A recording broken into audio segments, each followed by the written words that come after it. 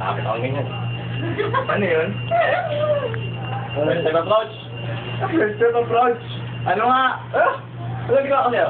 First time approach. Ay! Yun. GG. First try go. First step.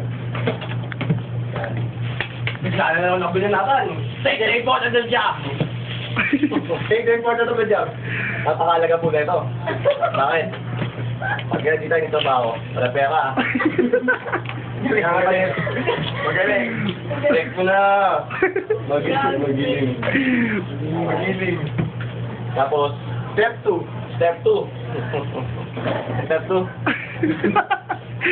Demonstrate how to do the job. job. Sige, demonstrate. Oh. Ha? Ano pa? Bravo. One more. Kasama ka kayo. Tato? Hindi. Nagari. Hoy! Tama! Sabi! Okay, ano yun? Demonstrate. Demonstrate. Okay. Straight. Wait. IGHT. Tanga naman na ito. Putang ina mo. Ano ginagawa mo? Okay. Siyempre, dito sa trabaho natin, meron yung third step. Let the trainee do all the job.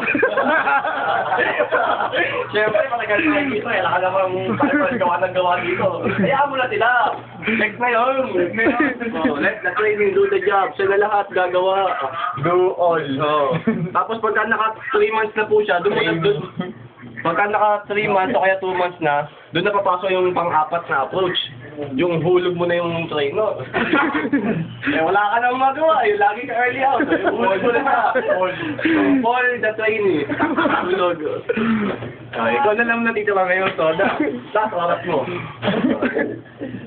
Okay na po. Certify na po ba ang store namin? Bagsak na, bagsak. Oo, bagsak.